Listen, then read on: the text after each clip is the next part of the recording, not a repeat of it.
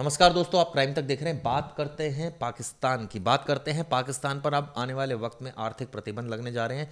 ये मार और बुरी होगी। अभी तक तो पानी रोका था, इंपोर्ट एक्सपोर्ट रोक दिया था। अब हवाई यात्रा नहीं कर सकेंगे लोग यहाँ के वहाँ, वहाँ से यहाँ। इसके अलावा तमाम प्रतिबंध लगाए गए, पाकिस्तानियों को वापस भेजा गया। लेकिन अब जो प्रतिबंध लगने वाले हैं वो है आर्थिक प्रहार, जो सबसे बड़े आर्थिक प्रहार होंगे। ये क्या है, इसके बारे में प्रवेश। देखिए, आज निर्मला सीतारमण जो एडिशनल डेवलपमेंट बैंक है एडीबी के अध्यक्ष से मुलाकात की उन्होंने। Asian development. हाँ, एशियन डेवलपमेंट जिसे कहा जाता है, एशियन डेवलपमेंट बैंक। उन्होंने कहा है कि उनसे मुलाकात करके कि पाकिस्तान की आर्थिक मदद बंद करने का वो किया है कि रिक्वेस्ट किया है कि इनकी आर्थिक मदद बंद कीजिए।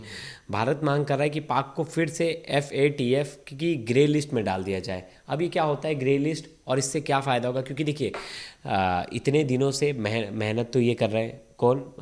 पाकिस्तान बार बार एक ही चीज़ के पीछे लगा रहता है कि हम आतंकवाद से जूझ रहे हैं, हमें फॉरेन फंडिंग्स की ज़रूरत चाहिए, हमारी आर्थिक स्थिति सही नहीं है, हमारा आर्थिक नुकसान ज़्यादा है आतंकवाद की वजह से, तो हमें उससे इनकम भी नहीं है, रोजगार भी नहीं है। इनकम रोज़गार नहीं, तो हमें उसके उभरने के लिए हमें बैंक से अच्छा अमाउंट का इन्हें लोन मिलता है, और इन्हें एक सहायता मिलती है, बहुत ही कम % पे इन्हें लोन मिल जाता है, जिसको लेकर ये बार बार लेते हैं। अब इंडिया की ऐसी मांग है कि ये तो अपना पैसा जो है वो तो ये यूज़ कर रहा है आतंकवाद को बढ़ावा देने के लिए, और इसके सबूत भी निर्मला सीतारमण ने दिए हैं और बताया है कि कैसे ये कितने कब अपने पैसों का ये यूटिलाइज कैसे पाकिस्तान के आतंकवादी संगठन को बड़ा बनाने में कर रहा है, ना कि वो अपने देश में काम करने के लिए। ठीक है। और इसी को लेकर पाकिस्तान ने ये कहा है कि इसको भारत ने इनफैक्ट ये कहा है कि इसको FAFTA की ग्रे लिस्ट में दोबारा डाला जाए। दरअसल इससे क्या होगा, जो IMF से जो $7 अरब का पैकेज इसको मिल रहा है उस पर भी सवाल खड़े हुए हैं, और भारत ने मांग की है कि ये भी नहीं मिलना चाहिए। यानी जो देखिए, जो ये मदद मिलती है, ये देखिए ये मदद जो मिलती है अंतर्राष्ट्रीय मुद्रा को कोष से जो मिलती है, तो अरबों डॉलर की मदद की जाती है, और ये मदद डेवलपमेंट, जलवायु परिवर्तन से लड़ना, सड़क बनाना, बिजली जैसे क्षेत्रों में दी जाती है। मतलब इन सब चीज़ों को मिला के, बिल्कुल, मतलब डेवलपमेंट अपने देश के लिए, अपने उसके लिए कि आप पिछड़े देश हो तो उभारो। साउथ अफ्रीका के बहुत सारी पार्ट्स को ये मिलता था, पहले भी मिलता आ रहा था।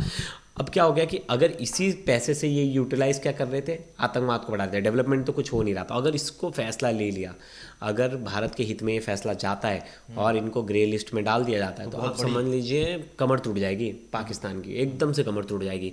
और ये हवाई बातें नहीं है कि हम बार बार पाकिस्तान को छोटा दिखाने की कोशिश करें, लेकिन सच बात है, पाकिस्तान रोड पे आने वाली स्थिति हो जाएगी, और इससे पाकिस्तान उभर नहीं पाएगा, जल्दी तो उभर नहीं पाएगा। ये भी आपको बताता हूँ कि ऐसे में दुनिया के कई बैंक जो पाकिस्तान को ADB और अंतर्राष्ट्रीय मुद्रा कोष से अरबों रुपए की डॉलर की मदद की जाती है, ये बात सच है। ऐसे में ये मदद डेवलपमेंट, जलवायु परिवर्तन से लड़ने और तमाम डेवलपमेंट वर्क से रिलेटेड की जाती है। लेकिन आप सोचिए कि अगर ये मदद ही बंद हो गई तो कितना बड़ा नुकसान होगा। लेकिन उसकी हरकतें ही ऐसी पाकिस्तान की कि अब ये मदद उसकी बंद हो सकती है, क्योंकि जो हमारे देश के वित्त मंत्री हैं निर्मला सीतारमण, उन्होंने ADB यानी एशियन डेवलपमेंट बैंक से रिक्वेस्ट की है कि भाई इनकी इस तरह की जो हरकतें हैं उसको ध्यान में रखते हुए। एक बात मुझे याद आ गई, सुप्रीतिम सर ने एक जो वीडियो में कही थी कि ज़रूरी नहीं है कि लड़ाई की जाए, गोली मारी जाए, बम फेंका जाए, हाँ मिसाइलों से लड़ाई हो कि उसको आर्थिक स्थिति उसकी ख़राब कर दो, मतलब पैसे ना हो उसके पास, खाने तक के पैसे ना हो। आतंकवाद को फिर वो कहाँ से पनपेगा? जब आतंकवादियों को देने के लिए पैसे ही नहीं होंगे, फंडिंग ही नहीं होगी, तो कहाँ कोई आदमी जाएगा? आतंकवादी भी बनेगा तो दो टाइम की रोटी खाएगा कि नहीं? जब उस रोटी का पैसा ही नहीं होगा तो वो तो काम की तरफ भागेगा, ना कि आतंकवाद की तरफ। जब देश में स्थिति खराब होगी तो आप क्या बढ़ावा दोगे? आपके देश में गृह युद्ध वाली सिचुएशन क्रिएट हो जाएगी, बिना लड़ाई किए ना, मतलब सांप भी मर जाए और लाठी भी ना टूटे, ये वाला सिचुएशन इनके साथ होने वाला। और देखिए, हमने लास्ट में देखा था, जो बार बार बोला जाता था कि जो सिंधु जल समझौता है, समझिए उससे मैं बोलता हूँ 20% पानी भी रुक जाए, ये तो 80% बोल रहे हैं, मतलब पर 20% भी रुक जाए, लेकिन 20% का कितना इफेक्ट होगा पूरा? जो देखिए वहाँ की जो जितनी भी फैक्ट्रीज हैं, बड़ी फैक्ट्रीज, वो उस पर निर्भर है।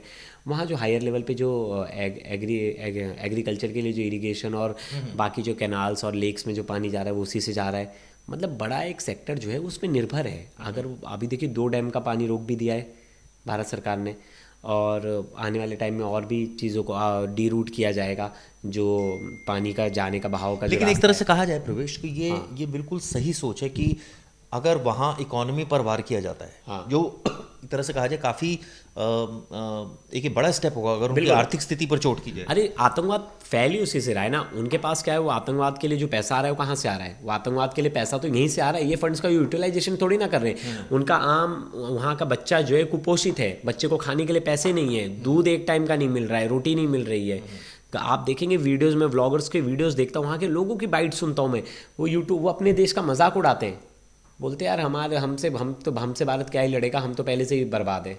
सोचिए वो इस तरह की बातें करते हैं। और सच्ची बात है कि एक बर्बाद देश है, अगर हम उनसे लड़ाई करते हैं तो उनका तो वैसे भी बिगड़ चुका है सब कुछ। वो तो मतलब वैसे ही रोड पे आ चुके हैं। आपको एक और जानकारी दे दूं, भारत की डिफेंस वेबसाइट्स पर पाकिस्तान का भी साइबर अटैक हुआ है। खुफिया जानकारी लीक होने की इस तरह की आशंका जताई जा रही है।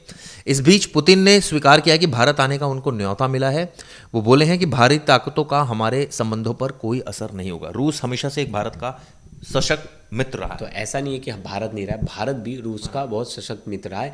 आपको एक देखना पड़ेगा, जैसे रूस की जो करेंसी है रूबल, जब रूबल करेंसी में पूरे देश ने, यूरोपियन कंट्रीज़ ने बैन लगा दिया था, कोई उसमें ट्रेड नहीं कर रहा था, तो भारत इकलौता कंट्री था चाइना के बाद जो रशिया के साथ रूबल में डील कर रहा था। और उसे सिर्फ भारत से प्रॉफिट हो रहा था क्योंकि चाइनीज़ अपनी करेंसी को ज़्यादा बताते, उन्हें भारत के साथ ज़्यादा फ़ायदा था। और भारत के ट्रेड की वजह से उनकी मार्केट संभली थी। एक चीज़ और सामने आ रही है, इस हमले के बाद भारत पाकिस्तान की जो टेंशन है वो चरम पर पहुंचती जा रही है। भले ही परमाणु की धमकी देता रहता है पाकिस्तान, ये तो जग जाहिर है, लेकिन बदहाल इकोनॉमी, महंगाई और कर्ज के आंकड़े पाकिस्तान की पोल खोल रहे हैं।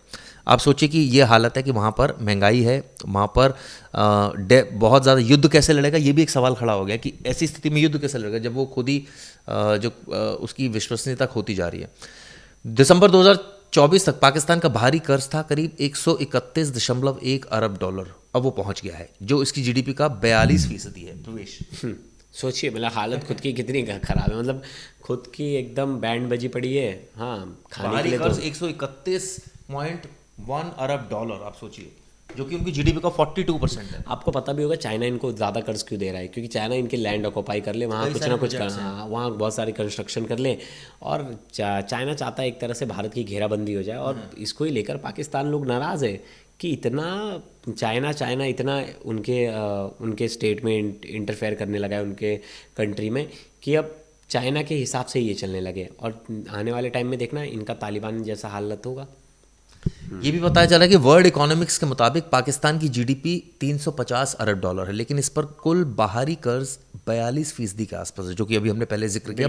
बड़ी बात यह है कि पाकिस्तान पर कुल कर्ज में 85% हिस्सा बाहरी कर्ज का है। मतलब 85% तो इनके ऊपर भीख मांगे हुए पैसे हैं, और भीख कटोरा लेके घूमता ही रहता है। पाकिस्तान की ये बहुत पहले से आदत है कि वो पहुंच जाता है। लेकिन सबसे बड़ी बात है कि चाइना क्यों कर्ज देता है पाकिस्तान को। पाकिस्तान एक और जहां अंतर्राष्ट्रीय मुद्रा कोष का पांचवा सबसे बड़ा कर्जदार है, अब सोचिए, सबसे बड़ा कर्जदार है, तो वहीं वर्ल्ड बैंक और एशियन डेवलपमेंट बैंक से भी उसे बड़ा कर्ज मिला हुआ है। यानी वर्ल्ड बैंक भी उसको पैसे दे रहा है, एडीबी भी दे रहा है, क्योंकि पाकिस्तान को सबसे ज़्यादा कर्ज देने के मामले में चीन सबसे आगे है। नवंबर 2023 तक पाकिस्तान पर चीन का कर्ज 68 अरब डॉलर था। और ये आपको ये बढ़ता गया, 2024 में भी बढ़ता गया इंटरनेशनल वो। फिर देखिए इन्होंने, चाइना ने और 4-5 प्लान दे दिए कि मैं तुम्हारे यहाँ ये पोर्ट बनाऊंगा, मैं यहाँ तुम्हारे यहाँ रोड कंस्ट्रक्शन करूंगा। भैया पैसे दोगे तो करूंगा। यही सेम चीज़ श्रीलंका के साथ भी किया चाइना ने, पोर्ट बनाने के लिए बोला कि हम पोर्ट बनाएंगे।